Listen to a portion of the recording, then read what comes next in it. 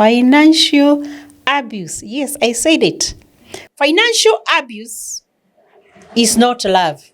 It is also not leadership. And it's not biblical. It's not discipline. We should stop normalizing it in marriages. Welcome to Restoring the Inner Person with Jane. Hello and welcome to Restoring the Inner Person with Jane. And if it's your first time to be here, this is a safe space for healing emotionally, spiritually, and psychologically. And today, I'm going to be talking about something very real, yet very painful, yet often unspoken. Why? Because maybe we are too embarrassed to talk about it, or maybe you are not even aware that you are going through it, and that is financial abuse. Yes, I said it. When we talk of abuse, we think of abuse like maybe sexual abuse, physical abuse like being beaten, and many other forms, like emotional abuse. And maybe it has never crossed your mind that you could be going through financial abuse. Yes, you are not imagining it, and you are not weak. It's real. It happens. So let's first ask ourselves, what is financial abuse? When you are being abused in whichever form, including finances, it's when you are being controlled, you are being restricted, you are being disempowered, and you are also being, your effort is being sabotaged by another person. So when it comes to finances, it means you are being restricted financially, being controlled, being sabotaged by another person in terms of access to your money, whether it's your money or whichever money. And also, you are not encouraged to develop economic independence. You lack economic independence. Does that sound like you? Yeah, this one happens, and it happens in many situations. It can happen in relationships. It can happen in the workplace between a worker and an employee. It also happens in marriages, in homes, in families, in caregiving situations, and even in religious setting. Yes, financial abuse can take place in all those places. And in most cases, it's not about lack of money. It is about power and control. Yeah, it's not always about lack. It's about power. Who is having the money power, who is having the economic power, and who is in control. Let's look at different situations, examples. You can have a situation whereby your income, maybe for example in a family or a marriage situation, your income is taken for safekeeping. Yes, safekeeping. Yes, it is me who can keep it nicely for you. Maybe you are an employee. We have seen employees, especially domestic workers, being economically abused. The employer says, you work, let me keep the money for you, in form of maybe saving, and maybe when you need it, it's not available. And I've given the example of domestic workers, a house help. Your house manager, when they need it, you start calculating the food they have eaten, you've given them a place to sleep and all that. And then you subtract that maybe from what you have supposedly been keeping for them. That is in home. It could also be in another place where you are employed, and maybe you've been given things like accommodation. Maybe during lunchtime you get food and something like that, and the employer, gave you an initial money to pay you at the end of the month or at the end of 2 weeks or whichever. But when you go for that money, then all those services that you thought were free are subtracted. That's financial abuse. I want to believe that many of us who are listening to me today, maybe they have gone through financial abuse. Okay? Or let me give another example in a family situation. Maybe it's a couple. And maybe one of the spouses takes a loan in the name of another person. We have had situations whereby because you are living together, somebody gets your documentation, your signatures, and they go get a loan, supposedly for you or in your name, or they have used your signature as a guarantor, and then they don't pay. And you end up paying for that person. That is financial abuse, in spite of the fact that it is your partner who is doing that. In families, we also have partners who withhold essential things to the other partner or to the members of the family, may it be their children. They withhold them so that they can have control over them. Maybe when you need medical services, they don't come in handy. They are not paid for, or you don't get very good medical services. And it's not because money is not there, but because there's somebody who is in control. Somebody who makes you feel maybe you are not bringing enough on the table. And in most cases, if I am wrong, you can correct me, or maybe your experience is different. You realize that women, when they get married and maybe they start getting children, they can choose to stay at home to take care of the children, and the husband supports the family. But things with the time change, and essential services, like I said, are withheld. Whether it's medical care of the child or the rest of the family members, the wife, the school fees, upkeep and other things. They are not given the way they are supposed to be given. That qualifies for financial abuse. Maybe you are also a spouse and you have been reduced to asking money and maybe begging or having to explain yourself with a lot of many words, like, okay, in our culture, we say like a child. Yeah? You see, if you are giving money to a child, you don't know, is it for sweets or what is it for? And you must determine what the child needs or doesn't need. But when you are dealing with an adult, and that adult has to explain and even over-explain why they need money, and maybe they need money for their makeup or for other essential service, things like sanitary things for a woman, and you have to explain. And those are some of the examples of financial abuse. I want to believe by now, already in your mind, you are thinking of the many different scenarios where you have felt controlled, where money has been withheld purposely, maybe for you to be punished, or simply that person to feel that they are in control. And one of the things that control does slowly, when somebody is subjected to financial abuse, it slowly breaks the inner person. It destroys. You start doubting yourself. Your self-worth starts diminishing.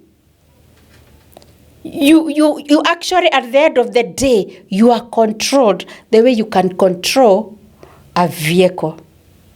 And it can happen in either way, especially in a family. It could be one spouse against the other, depending on who has the money. It could be the parent and their children.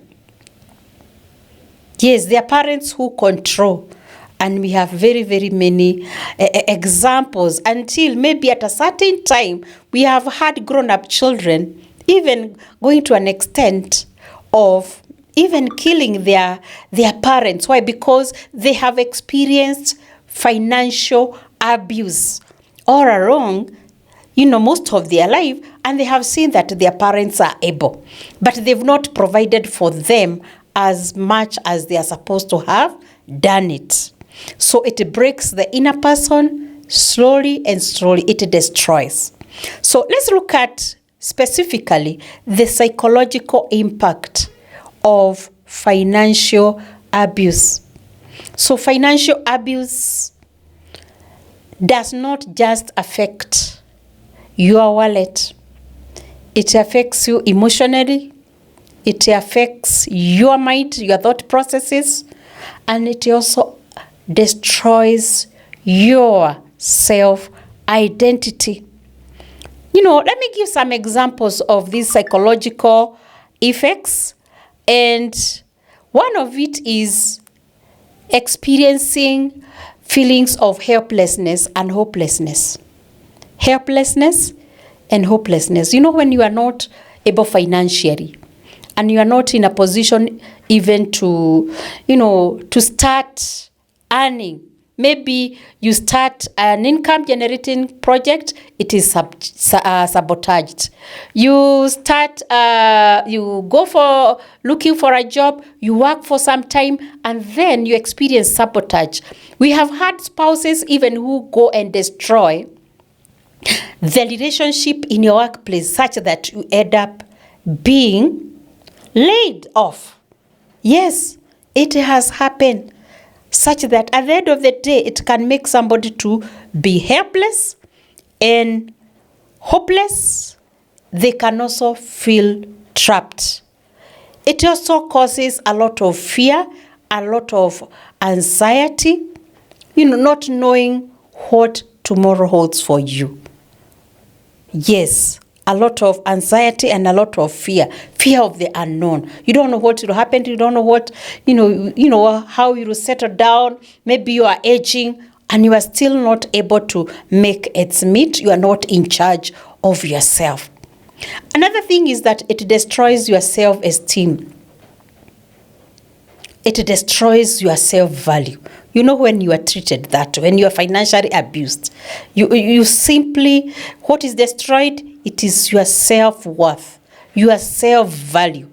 You think other people are more important than you, that you don't matter, that you are not of any value. That is psychological effect. Also shame. Feeling ashamed of who you are, blaming yourself for things that maybe you have not done. You've made to believe that you are not good in budgeting, you are not good in managing money, you are good for nothing, you can never make ends meet for yourself. You just wait to be given and to be supported. And when this continues over and over, you start developing self-blame and shame. You become ashamed of yourself. And you see this can manifest in many ways. There are people who, it can manifest in being withdrawn, feeling shy when you are among people. You don't want to speak up, for yourself. Physically, when people look at you, you are unkempt. You don't dress properly, you don't take care of yourself. Good grooming, because, it becomes a problem because you've been made to believe that, you are not worth. You are just there acting like, you are dependent. Like, what is it? Like a tick. A tick sucks blood. In the animal where it is foul, whether if it's a cow, it will suck the blood of a cow. You are made to feel like you are a tick. So you are self-worth, so you don't take care of yourself. So financial abuse destroys your voice. You are not able to speak up for yourself. It destroys the sense of self. The person that you are inside is destroyed. And that's why here we are talking about restoration of the inner person. Yes, we were focusing on your inner person. We are interested in you becoming the best version of yourself. And therefore, if you have not subscribed, make sure you do subscribe to this channel for more information, and also check out the videos that I have already uploaded, because they are powerful and they'll help to restore your inner person. Also share these videos with as many people as possible. Those people you share with them and they'll get help.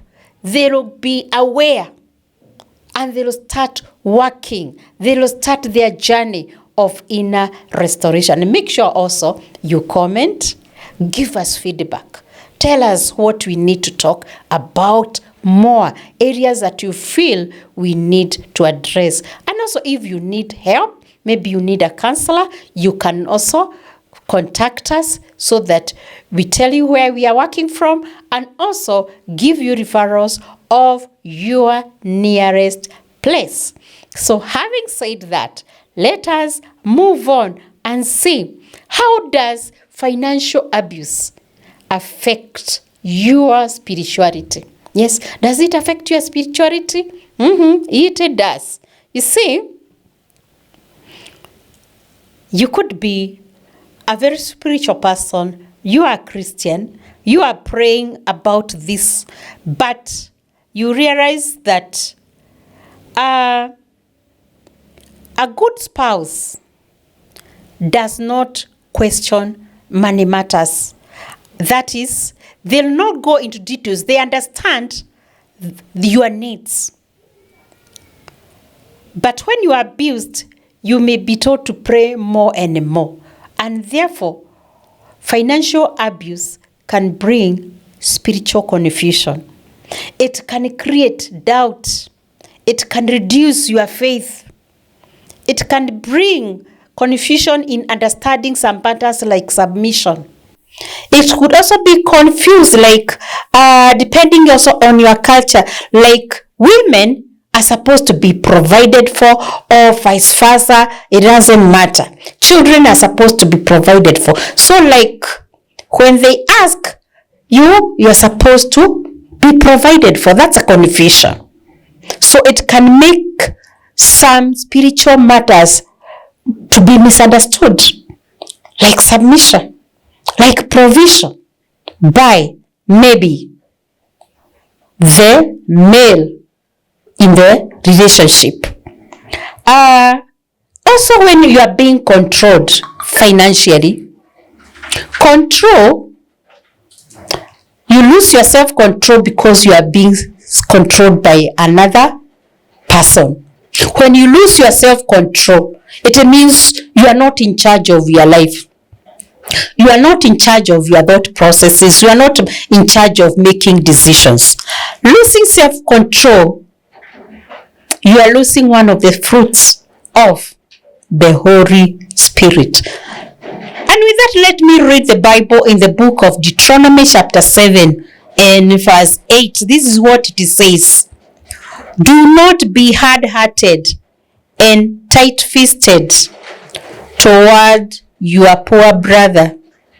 Rather be open-hearted and freely let him whatever he needs. So we are supposed to provide those people who are not able. If they not have a means of livelihood, help them, but do not abuse them. So I want you here to notice that God condemns tight-fistedness. What is to be tight-fisted? If you are tight-fisted, that it means you are not a giver.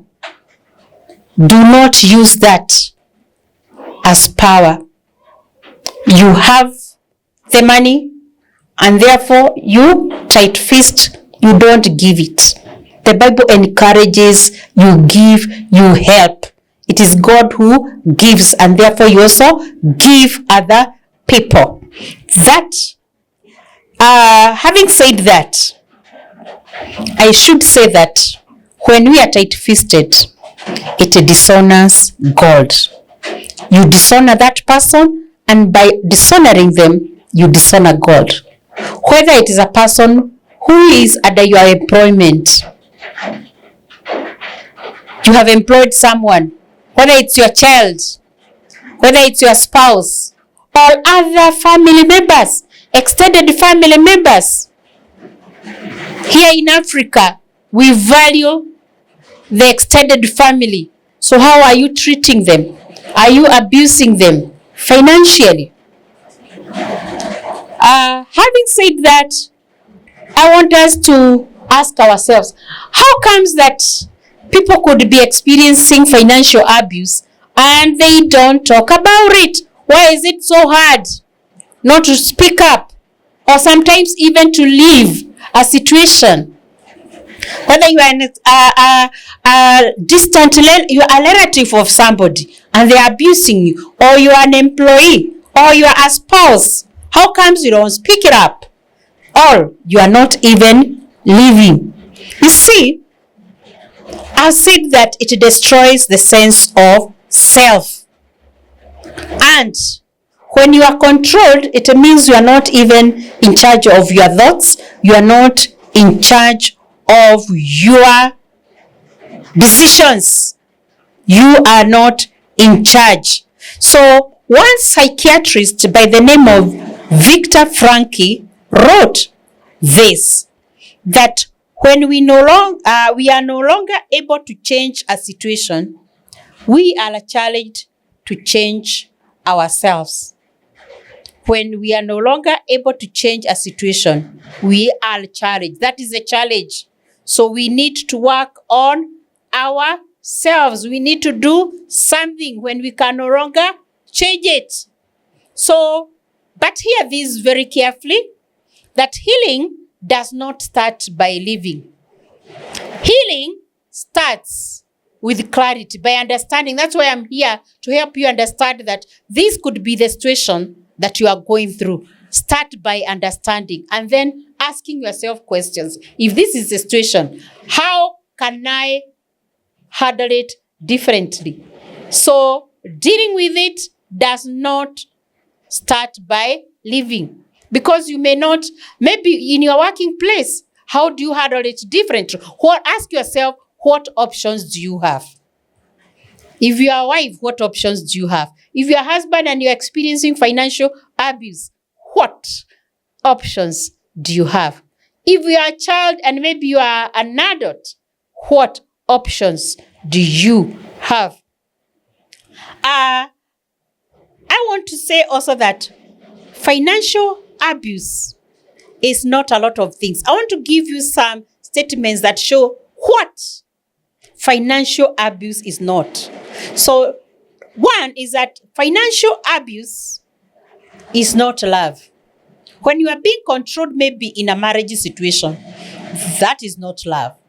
If you are a child and you are being controlled, that is not love. Do not confuse financial abuse, financial control and power, and love. So you are made to leave your job and you are made to stay at home and be supplied everything. I'm not saying you don't stay at home and take care of your family. It all depends. Situations are different. But be aware that financial abuse is not love. It is also not leadership. This person is controlling you and abusing you, not necessarily leading that family or leading the workplace properly. Or even it could be, any other institution. And we have also seen that it is not biblical. When you are being abused, that is not submission and it's not biblical, it's not discipline. And financial abuse, we should stop normalizing it in marriages. Do not normalize it. Do not normalize it. We need to rise up and know that as a human being, you have your rights. You've gone to school, you are working, you are in charge. This life is about agreeing, it's about discussing, is about minding the welfare of the other person. When a person wants to use power and control, maybe using money or something else, that means that person, that's an indicator that that person has insecurity. So it ends up, that you who is being controlled, though you could have other issues, but actually the person who has a problem is a person who is controlling the other one. I hope that we are getting that. When also you fear in such a situation, it's not love. It is not love.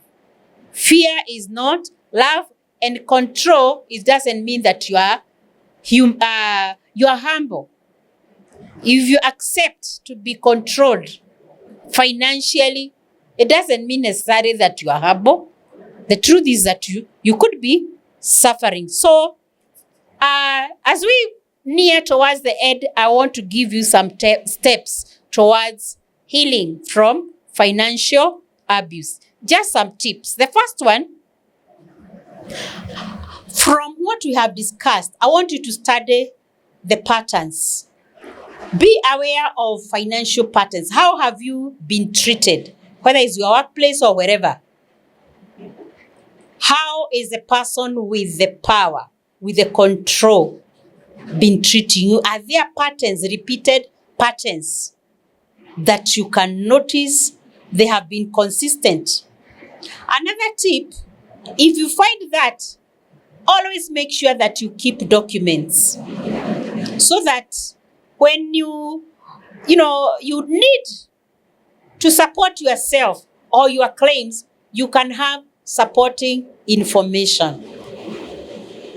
Because when you are controlled, you can even be made to feel like you are creating your own things. You are saying things that are not real. So it's always good to keep documentation, to keep receipts, to keep transactions that you can use to support any claim. Also, it's important to build psychological and emotional support from close family members or people who understand your situation. And most importantly, you can visit a counselor. If you've been listening to me and you realize that there is an issue, kindly speak up with someone. Speak with a professional, and they can take you through steps and help you to understand further your financial abuse and maybe other types of abuses that you may be going through, and see how you can get out of it. And I want to tell you, whoever is listening to me or watching me, protect your dignity. Do that quietly, wisely, and ensure that you are safe. The Bible in the book of Isaiah 32, this is what it says, verse 17. The fruit of righteousness will be peace. The effect of righteousness will be quietness and confidence forever. Healing restores your confidence. So seek healing of your inner person. And I want now to speak directly to you and tell you that you are not foolish. If you are realizing patterns, if you are uncomfortable with the treatment you are getting, you are not foolish. You are not disobedient. You are not greedy. Yes, you are not all those things. You are simply responding to oppression and not failure. You are responding to oppression of the inner person. Control and power is oppressing you such that you are not able to be in charge of your life. You are not able to think straight. You are not healthy emotionally. And simply, You are not the best version of yourself. And who doesn't want to be the best version of yourself? Because God created us, each one of us, in a very unique way and with a special mission. In the best of relationships, we complement each other and not destroy, control, and have power over others. I want to say a short prayer for you. Let us pray. God of justice and compassion, you see the silent suffering of those controlled and diminished. Restore their sense of worth. Return courage where fear has failed. Bring wisdom, safety, and support. Heal the inner person and lead them into peace. Amen. Thank you for spending time with me here at Restoring the Inner Person. If this message spoke to you, please share, like, and subscribe, because healing grows when truth is spoken. And remember that you are not weak because you have endured. You are strong because you are becoming aware. See you in the next episode. And remember, be gentle to yourself and be gentle with others. Bye-bye.